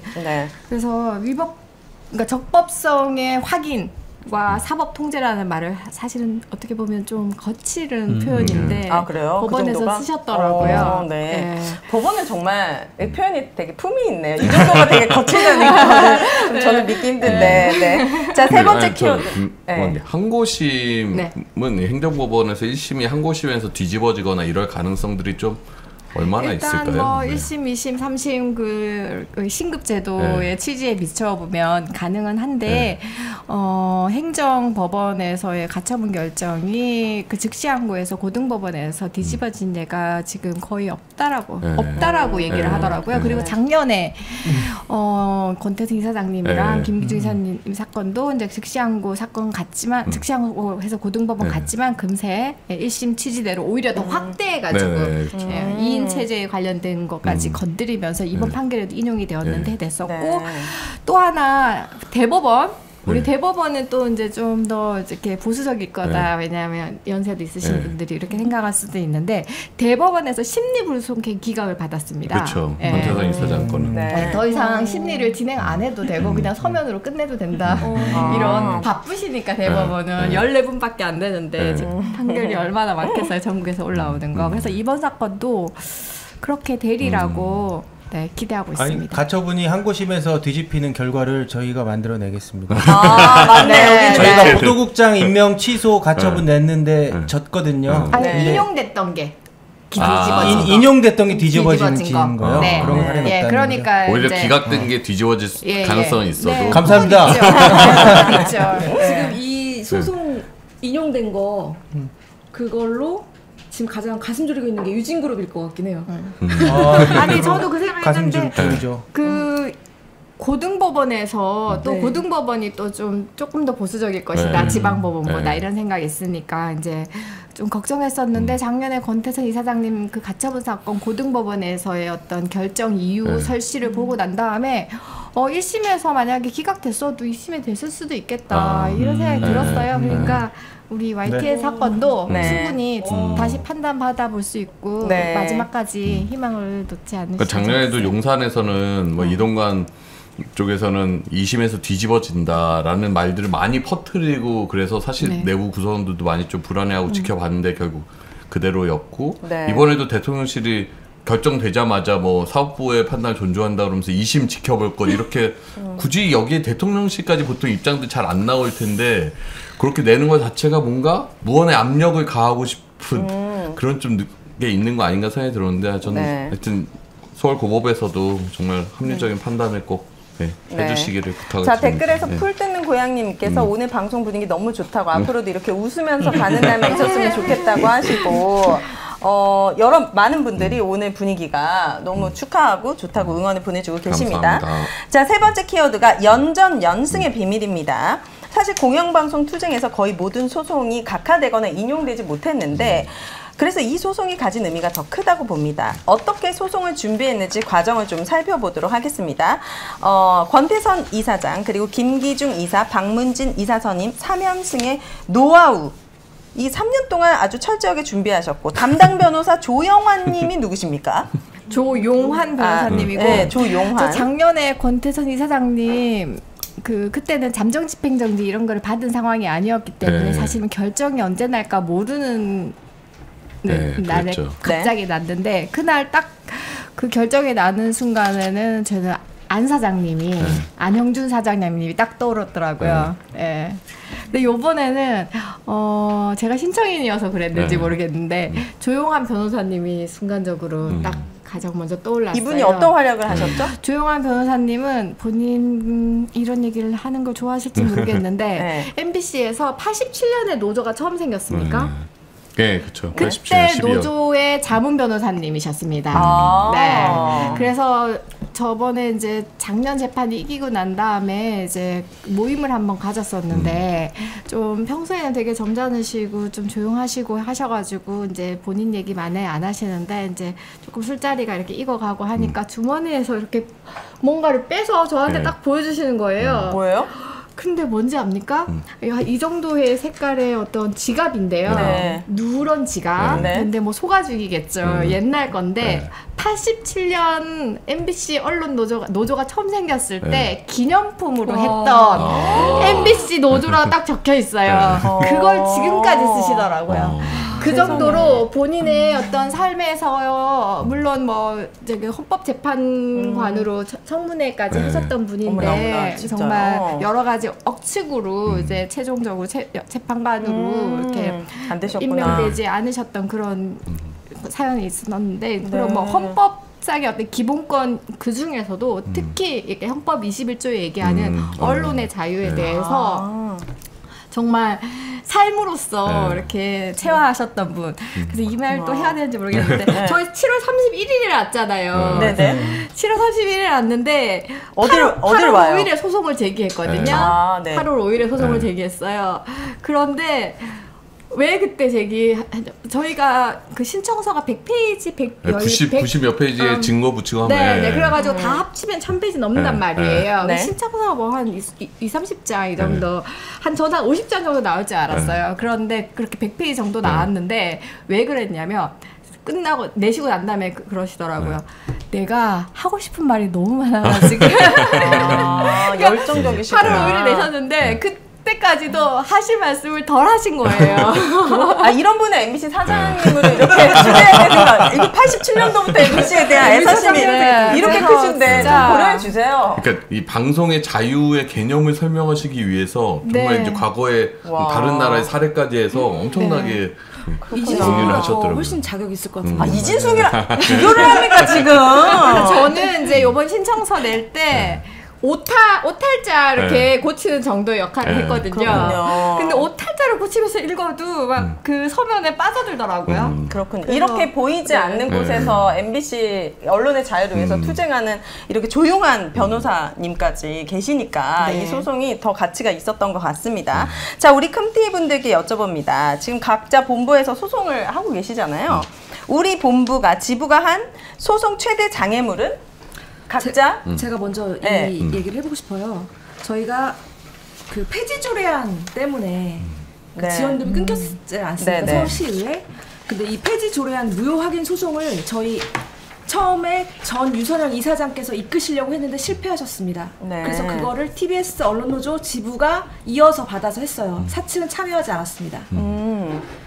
그래서 원고 적격성 문제가 굉장히 큰 행정소송에서는 중요한 문제입니다. 제가 이 소송을 이끌면서 느낀 건 당사자성을 구성원이 인정받는 게 정말 어려운 일이었고 그때 유선영 이사장이 탄원서에 왜 구성원들이 원고로 적격하느냐라는 걸 탄원서에 냈는데 그 제가 일부를 읽어드리겠습니다. 조례 폐지 조례안의 무효 확인 소송의 원고 적격성에 대한 판사님의 명징한 선처를 구합니다. 본 소송의 원고들은 제작 인력이 주축입니다. 이들은 기자, PD, 영상 제작, 작가 등의 직무 관련자로 공영방송의 방송 제작 인력이자 미디어 제작 TBS의 직원입니다. 다시 말해 이들은 단지 TBS를 직장으로 둔 직업인인 것만이 아니라 조례 폐지 조례안에 내재된 공영방송 해체의 위기를 가장 앞에서 누구보다 처절하게 감내하고 있는 언론인이자 방송인들입니다. 원고들이 언론노조, PD협회 등 직능단체의 지부 소속이라는 사실이 공영방송인으로서 이들의 철학을 방증합니다. 그리고 쭉 얘기하고 있고요. 원고들은 공영방송 TBS를 유지해야 한다는 방송 철학과 실천 의지를 갖고 소송을 준비했으며 자신들의 직업적 안정성과 신분이 위협받는 직접적 피해자의 처지에서 소송에 나섰습니다. TBS 사태의 전후 과정을 지켜보면서 민주주의 제도에 대해 적지 않은 실망했지만 공영방송 체제만큼은 21세기에 더욱 필요한 제도라고 믿는 언론학자의 입장에서 현재 적시된 원고들보다 더 나은 자격을 갖춘 당사자는 없다고 확신합니다. 그렇지만 저희는 원고 적격성으로 이 소송에서 각하됐습니다. 그럼 법원한테 원고 적격성을 인정받으려면 쉽게 어떤 사람들이 소송을 냈으면 이게 바로 인정이 되는 거예요? 사측 재단이죠. 재단이요? 그 사장? 뭐 이런 사람들? TBS 재단입니다. 아, 사장. 네, 행정소송은 특히 이 원고 적격성 문제가 굉장히 중요하더라고요. 그렇군요. 그래서 그 뒤에 논리가 중요하지 않고 당사자성이 되게 중요한 거예요. 좀 비겁하게 느껴집니다. 저는 이게 법원이. 다른 얘기 하는데 당시에 그렇게 그 대단에 또 이사회가 있을 거 아니에요. 그래서 한 분이라도 좀 나서 주셨으면 좋았을 텐데요. 한 분도 나서 주지 않으셨어요. 그렇군요. 박문진 이사의 어떤 책임 뭐 이런 것들을 법원에서 이렇게 좀 명시하게 했잖아요. 그러니까 전 공영방송 종사자의 책임도 좀 그런 차원에서 그냥 월급 받고 다니는 직장인의 개념이 아니라 공영방송을 같이 만들어가야 될 어떤 주체, 의무 이런 거를 좀 부여를 되면 사실 당사자 적격 이런 게 조금 더 쉬워질 수 있을 것 같은데. 이번에 이제 인격적 이익이라는 말을 분명히 이제 서면에 담으셨었고 법원에서도 인격적 이익 또는 직업의 자유의 영역에 속한다. 그래서 오로지 공익도 아니고 오로지 사익도 아니다. 이런 얘기들을 했는데요. 방금 말씀하셨던 그런 인격적 이익이 우리 종사자들, 그죠? 방송의 종사자 하는 그분들이 사실은 조금 더 구체적, 직접적으로 있다라는 얘기들도 사실은 제가 판사면 구성은 가능할 것 같은데 아직까지는 거기까지는 못 나가고 있는 것 같아요. 자, YTN은 어떻습니까? 우리 지부가 한 소송 최대의 장애물은? 저도 같아요. 노동조합의 지위가 아직까지 우리 사회에서 인정받지 못한다는 거. 이게 보면 방송법이 추구하는 방송의 자유와 방송의 공정성은 누가 지키나요? 법인이 지키는 게 아니거든요. MBC 건물이 MBC의 공정성을 지키지 않잖아요. MBC 노동자들이 지키는 거고 방송 종사자들이 지키는 거예요. 그런데 왜 법원을 향해서 공정방송을 지키게 해달라고 이야기할 주체가 되지 못하나요? 저는 그게 여전히 개인적으로 이해가 되지 않고 가장 큰 장애물로 있다고 생각합니다. 그렇군요. 자, 우리 KBS는 어떻습니까?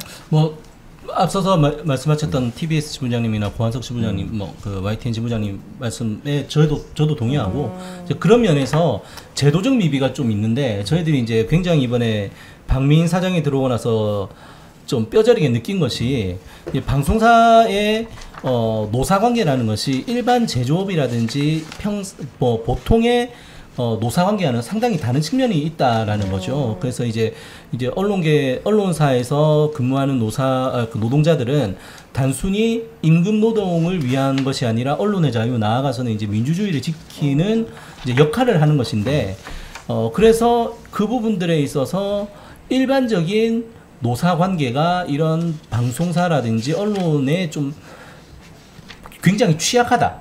그래서 저희들이 계속 얘기하는 게 편성규약 위반에 대한 처벌 조항이 없는 거. 이런 부분들이 굉장히 좀 심각하다라는 거죠. 그래서 저희들이 여러 가지 부분들에 대해서 문제 제기를 하고 경찰에 고발도 했죠. 박민 사장을 하면 이제 경찰에서도 뭐 단체 협약, 편성규약 어긴 거 맞아. 어긴 거 맞는데 처벌할 조항이 없어. 그래서 이제 그냥 무혐의 이렇게 해서 송치를 해버리는 건데, 이제 그런 부분들이 YTN도 마찬가지고 MBC도 마찬가지지만 어쨌든 공정방송을 지키기 위한 조항들이라는 것은 각 사의 편성규약이라든지 단체 협약에서 제도적으로는 마련이 돼 있단 말이에요. 근데 이것도 인위적으로 만든 것도 아니고 방송법에 의해서, 방송법에서 편성규약 만들라고 했기 때문에 만들었으면은 그걸 지킬 수 있고 안 지키면은 처벌할 수 있도록 해야 되는데 그런 게 없으니까 이게 안 되는 거예요. 처벌조항 이번에 안 들어갔습니까? 아직까지는 방송사법 이런데. 그래서 사실 저희들이 몇 번 말씀드렸던 것 같은데 2017년, 18년 지나면서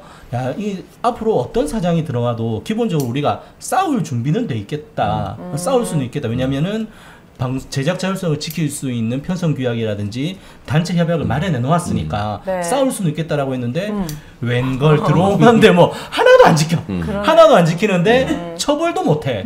그러니까는 다 망가져 버리는 거예요. 그래서 그런 부분들이 좀 제도적인 미비점 이런 것들이 좀 크다. 네. 저는 그렇게 봅니다. 너무 공감합니다. 우리 MBC 어떻습니까?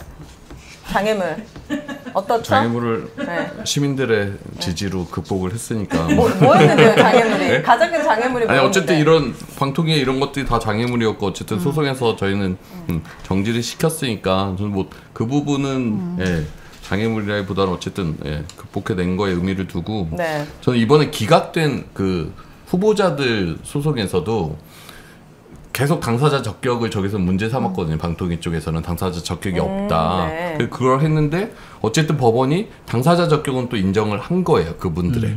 그런데 내용상 아까 집행정지 요건상 회복할 수 없는 손해가 긴급하냐 이런 부분에서 본안 소송에서 다투면 된다라고 이제 판단을 한 거여서 그것도 좀 한 단계 좀 진전된 결정이 아니었나. 그래서 이사 후보 지원자들도 이렇게 공정하게 심사받고 그런 권리 거기에 대해서 어느 정도 좀 인정해준 판결이 또 좀 의미가 있지 않나 생각이 들더라고요. 네. 자, 네 번째 키워드는 KBS도 가자입니다. 사실 이번 방통위에서 새 이사를 선임한 건 MBC뿐만 아니라 KBS도 마찬가지였습니다. 그런데 이번 결과를 보니까 소송에도 승산이 있을 것 같아요. 자, KBS 어제 소송을 제기를 하셨습니다. 네, 했다고 들었습니다. 7월 31일 날 이진수, 김태규, 이인체제 방통위가 공영방송 이사들의 일부만 선임을 했죠. KBS는 7명, 방문진은 6명. 그래서 이제 그렇게 일부만 선임을 했는데 MBC는 12일까지가 임기였고 KBS는 8월 31일까지가 임기였고 해서 사실 MBC가 굉장히 좀 촉박했던 상황이었고 그래서 MBC가 이제 먼저 사실은 소송을 들어가셨던 거였고 KBS 이사님도 이제 그런 부분들을 좀 고려를 해서 이제 어제 이제 제기를 하셨습니다. 정식 접수를 했고 다행히 이번에 박문진 이사님들이 넣었던 소송을 판결했던 재판부가 배당이 됐어요.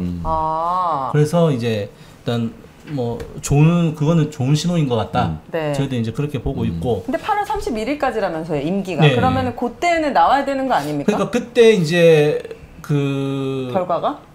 MBC 같은 경우도 5일날 소장 접수를 하시고 9일날 처음에 신문이 잡혀 있었는데 그러면 12일날 이제 바로 임기가 임기가 끝나는 그런 상황 좀 빠듯한 상황이었는데 저희들도 그래서 지금 그 소송을 제기하셨던 이사들께서 MBC 사례를 좀 참고를 해서 대응을 하실 계획이 있으신 것 같아요. 그래서 이제 그런 부분들을 조금 봐야 될 것 같습니다. 이게 인용된다고 해도 방민이 사라지는 건 아니잖아요, 사실. 그죠? 근데 그러니까 저희들도 이제 저희들은 이번 이사회가 중요한 게 MBC 같은 경우에는 만약에 이번에 바뀌면 2026년까지 임기가 있는 안영준 사장이 어떻게 될지 모르는 상황이었고 저희 같은 경우에는 이번에 들어오는 이사진이 12월 11일에 임기가 끝나는 후임 사장을 박민 다음에 후임 사장을 공모를 해야 되는 절차를 진행을 해야 되거든요. 그래서 이제 사실은 이번에도 왜 7명의 이사만 바꿨을까?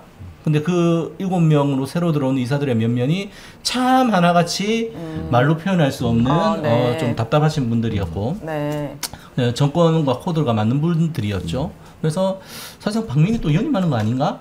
뭐 그런 이제 우려들이 많이 있었는데 일단 물론 이번에 집행정지 넣은 게 받아들여진다고 하더라도 소위 이제 얘기하는 여야 구조에서 KBS 같은 경우에는 11명 중에 여권이 6명, 야권이 5명이라서 수적 우위는 이제 뭐 역전이 되거나 그러진 않아요. 근데 다만 이번에 KBS 사례에서도 방통위가 갖고 있는 2인 체제 위법성을 확인받을 수 있다라는 의미도 있는 것이고 그리고 6대5라고 하는 구조 안에서는 그래도 7대4보다 어떻게 해볼 수 있는 뭐 여지가 있을 뿐더러 어쨌든 이번에 새로 오신 7분들의 이사분들도 훨씬 낫다.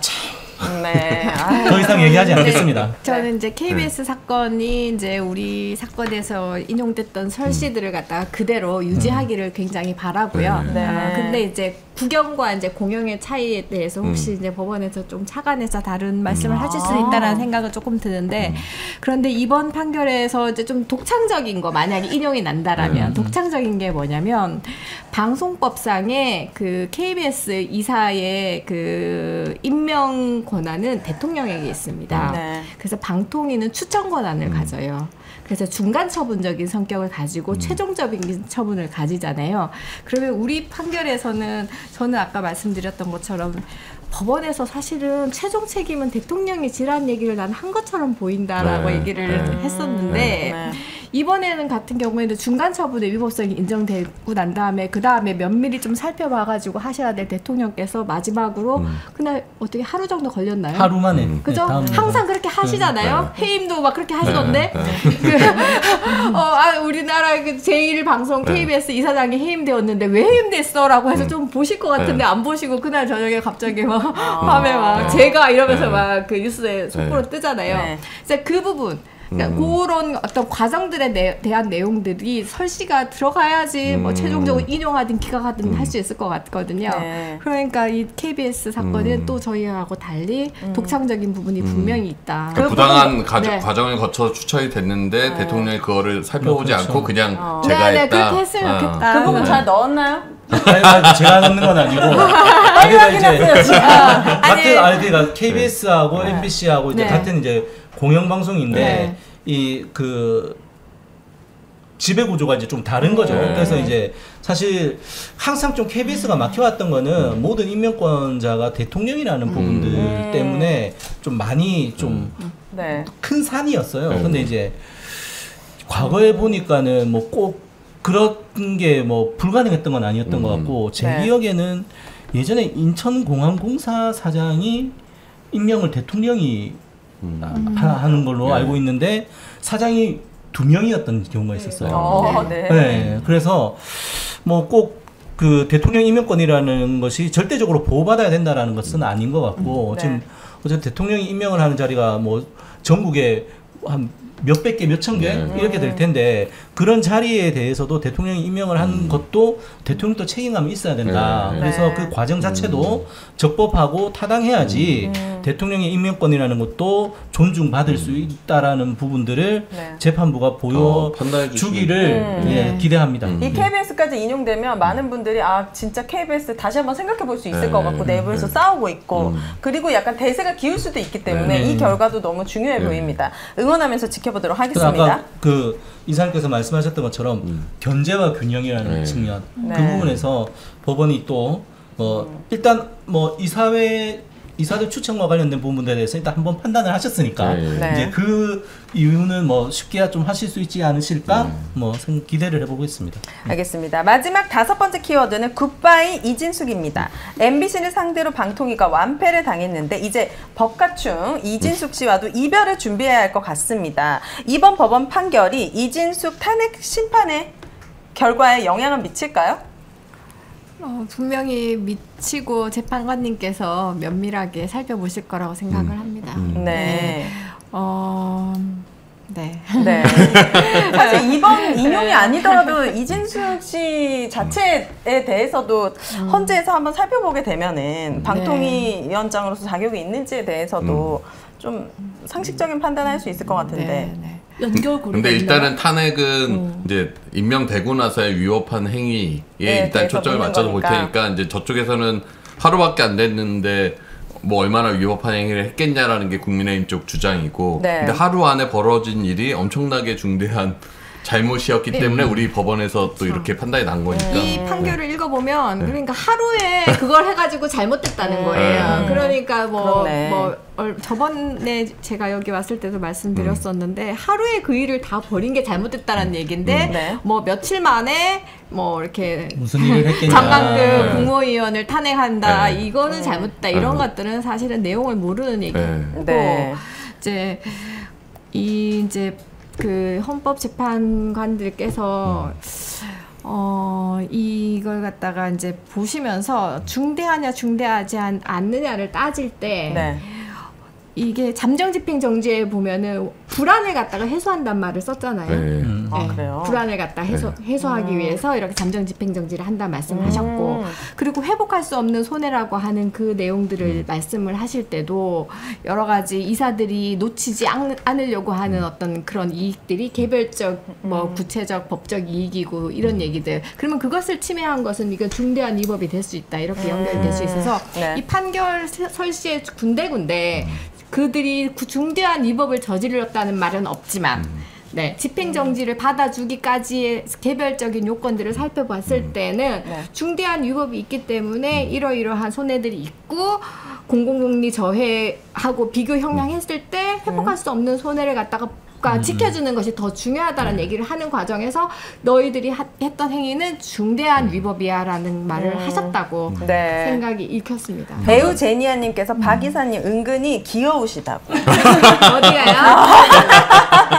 저도 그렇게 느끼고 있습니다. 네, 굉장히 사랑스러우신 캐릭터 같습니다. 변호사들이 가장 싫어하는 질문이긴 한데 탄핵 가능성이 몇 % 정도 보시는지. 현재 몇 퍼센트라고 기보다는 만약에 50 이하였는데 50 위로 올라갔다고 봅니다. 이 판결로. 이진숙 이상의 후보자가 또 있습니까? 언론계? 저는 궁금한데 더 나오면 진짜 너무 심각한 거 아니에요? 반성하세요 다들. 무궁무진합니다. 또 있어요. 그래요? 노조원 박탈되신 분 아니에요? 옛날에? 아니, 기자협회에서 제명됐어요. 그래서 언론인 아니십니다. 그래요? 자, 그 방통위가 이번 재판에서도 그 속기록 당일날 회의록을 안 냈단 말이에요. 무슨 2인 체제 1인 체제에서는 의결이 없다 막 이러면서. 근데 재판부가 그 딱 멘트를 넣어 주셨어요. 그러니까 방통위가 제출한 소명 뭐 증언이나 소명 자료만으로는 위법적인 게 없다라고 볼 수 없다. 그럼 이게 헌재에서도 판단할 때 헌재 과연 이제 이런 결정까지 받았는데 방통위가 그럼 결국 그날 회의록이나 이런 거를 자기도 입증 자료가 있어야 될 거 아니에요. 공정하게 진행됐다는 거를 그걸 낼지 여부도 좀 봐야 될 것 같고 그래서 헌재 심리 과정에서 어떤 공방이 오고 하는지도 봐야 탄핵 결정 좀 알 수 있을 것 같아요. 저는 대본 쓰면서 당연히 논리적 귀결로 이진숙이 탄핵 심판에서 이용되겠다고 당연히 생각했거든요. 그래서 제가 지금 주문을 걸겠습니다. 만약에 또 이민이 가고 싶으신 것 같은데 발리로 이민 가겠습니다. 네. 자, 윤석열 정권의 MBC 장악 다른 시나리오도 있을지 혹시 예상하고 계시는 거? 뭐 당장은 류일인 방심이 아직 남아 있잖아요. 이제는 3인 체제에서 이제 막 심의하고 이럴 것 같은데 거의 9인 중에 3인 같고. 근데 류일인 방심이 문제 있을 거고 또 이제 제어가 문제가 있잖아요. 근데 제어가가 방통위의 지금 1인 체제와 이게 어떻게 연결될지는 좀 봐야 되고 전 방통위 정말 양심 없는 게 우리 서면에서 기존의 방문지 이사들이 유지가 되면 올해 연말에 중차대한 제어가 심사에 악영향이 있을 수 있을 것 같다. 그래서 제어가를 준비할 새로운 이사진들이 빨리 들어가야 된다. 이렇게 주장을 신문길이 이제 어떻게 됐었냐면 저희께 11시에 했었고 그리고 우리 탈락자 세 분이 제기했던 것이 11시 30분에 예정되어 있었습니다. 그래서 이제 절차적으로 이제 그 양 재판부 그리고 대리인이 갔잖아요. 대리인이 갔다 보니까 이제 양 재판부가 그 절차적으로 그렇게 조율을 했던 거예요. 그런데 45분까지 저희가 이제 진행이 됐었어요. 11시에서부터. 그래가지고 이제 판사님이 딱 준비해가지고 오셨던 걸 갖다가 이제 다 끝냈어요. 근데 이제 제가 이제 손을 들었죠. 왜냐면 대리인께서 나가시려고 해서 손을 들었어요. 그래서 뭐 좀 하지 말라는 사인을 보내더라고요. 조용한 변호사님도 점잖으시고 하니까. 그런데 이제 해줘야 될 내용이 딱 2개 있었어요. 뭐냐면 서면에 적었던 걸 갖다가 한 번 더 얘기하기 위해서 했던 게 아니라 그 자리에서 대리인이 얘기했던 내용들 중에서 허위의 사실, 맞지 않는 사실이 저희가 보기엔 딱 2개가 있었어요. 그게 뭐냐면 민법상 재단법인적인 성격을 가지는 것이기 때문에 이 사람들이 어떤 공적인 어떤 그런 역할들을 하는 것은 부차적이다 이런 얘기 하나. 그리고 두 번째는 방금 위원장님 말씀하셨던 제허가 관련된 게 정말 시급하니까 이게 지금 이런 식으로 흔들리면 공공복리 저해된다는 얘기들을 그분들께서 하셨어요. 그런데 정말 저희 민법상 재단법인은 아니고요. 네. 방문지법에 의해서 네. 설립된 공법인이고요. 네. 그리고 안 따면 그분들이 무슨 얘기를 했냐면 정말 중요한 건데 공공기관 운영에 관한 법률이 있습니다. 네. 공공기관 운영에 관한 법률에 적용을 받는 기관들에서 방문지는 빠지는 역사가 있어요. 그 이유는 공공기관조차도 못 되는 지극히 사적인 그 재단이어서가 아니라 방송의 자유와 독립을 향유하는 기관으로서 공공기관 공문법에 적용을 받으면 여러 가지 또 그게 있어요. 그런데 저희는 그 공문법상의 제한보다 훨씬 더 우리 공공기관들을 갖다가 어떤 기자실에서 이렇게 모니터로 이사회가 그대로 공공기관 이사회가 공개되는 데가 어디 있습니까? 그 이상으로 그걸 봤거든요. 그래서 그 얘기하고 제허가는 저 3년 동안 있었는데 제허가 업무를 해본 적이 없어요. 그리고 제허가 할 때 우리 그 기조 본부장님께서 방통위로 가셔가지고 소명도 하시라는데 그런 자료는 제허가 관련된 거는 뭐 제어가가 뭐 안 나고 하면은 보고사항으로 올라올지 모르겠지만 저희 MBC가 알아서 할 일이 있어요. 하나도 관련이 없어요. 그런데 그렇게 불안을 조장하는 말씀을 하셨죠. 그리고 자기들은 제어가를 지금 안 해주고 싶어하는 사람들이잖아요. 네. 그래놓고 마치 MBC가 제어가를 받기 위해서는 이 사진이 빨리 교체돼야 된다는 정말 양심도 없어요. 그 방통위 측 대리인 중에 한 명이 이번에 KBS 이사로 선임이 된 사람입니다. 그러니까 그게 말이 근데 되냐고요. 제가 그래서 이제 관전 포인트 중에 하나가 그러면은 MBC 사건이 있으니까 그분들 이제 이제 법률가들이 많잖아요. 그분들이 오셔가지고 했었잖아요. 이인철 변호사님이 또 그러면 KBS 사건 하면은 여기도 또 많으시잖아요, 변호사님들. 가셔서 하시나 그런 생각이 들더라고요. 아니, 이진숙이 뽑은 KBS 이사가 이진숙의 소송을 대리하는 거예요. 공정하지가 않죠. 그럼 그 결정 자체가 의심을 받을 수가 있잖아요. 자기가 공정하게 원래도 뭐 MBC에 자기 변호인을 선임하기도 했지만 자기가 KBS 이사로 선임한 사람이 이진수 방통위의 소송을 대리한다? 이거 자체가 논란이 있을 수 있는 건데. 그 변호사법상의 수임 제한이라는 게 있는데 그 수임 제한되는 사유가 자세하기는 한데 결국은 수임 제한의 취지는 뭐냐면 대리인으로서 그대로 역할이 있고 본인은 본인으로서 역할이 있다라는 얘기거든요.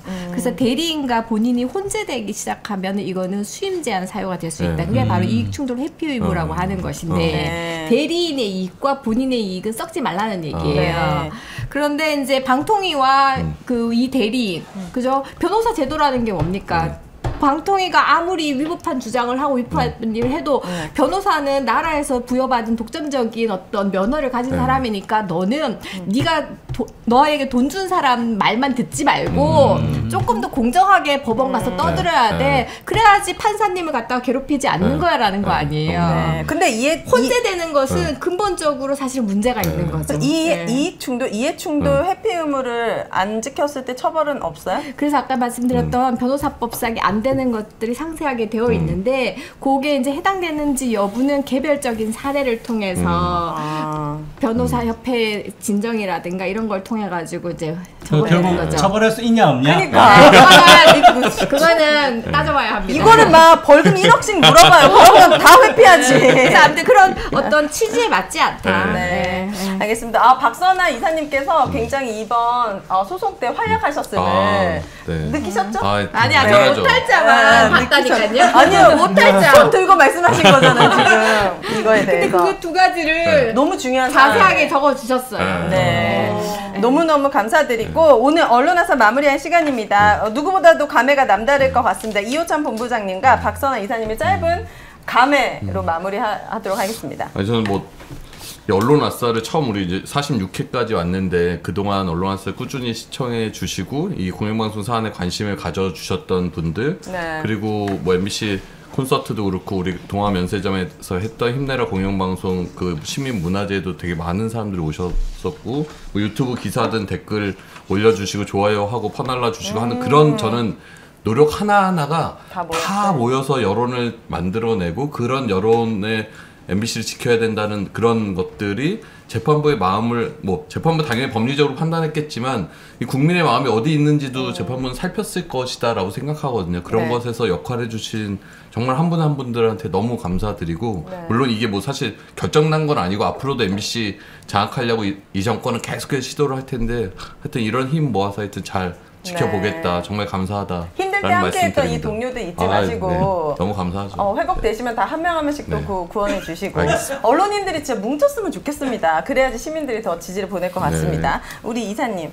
탄력이 아주 크셨네요. 소송 보니까. 지난번에 이제 여기 처음 왔을 때 이제 돌아가서 저희 이사님들한테 뭐라고 얘기했냐면 그분들께서 벌써 40회 넘게 박문진 얘기를 하셨었나 봐요.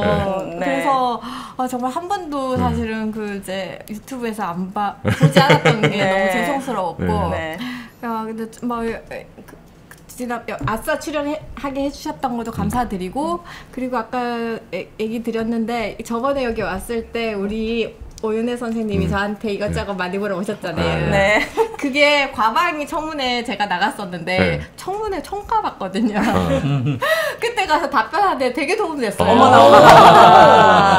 가방이 청문회 의원급 질문이라 의원 수준의 질문을 지금. 옛날에 그러니까 제가 교수고 그리고 옛날에 시험만 쳐봤지. 그러니까 시험 친 게 옛날이니까 누가 저한테 아는지 모르는지 물어보지 않잖아요. 그런데 저의 질문들이 도움이 되셨군요. 정말 도움 많이 됐어요. 청문회 준비하시는 분들 다 여기 앉으시면 맞아. 훈련해드리도록 하겠습니다. 그래서 정말 도움 많이 됐고 그리고 이제 과방위 청문회 1, 2, 3차 전부 다 이제 출석을 했었었는데 정말 혼신의 노력을 담아서 그걸 돌파하신 분들께 감사드리고 그리고 난 다음에 13,000명의 그 시민들 탄원서 그리고 특히 자유언론 실천연대 현상윤 이사장님 그리고 이부영 의장님 정말 삶 자체를 이번 13,000명 그 탄원 서명 받는데 갈아 넣으셨어요. 그날 행정법원 앞에 특히 좀 떼약볕이 심한 날이었는데 나 과로사 하겠어 그러시더라고요.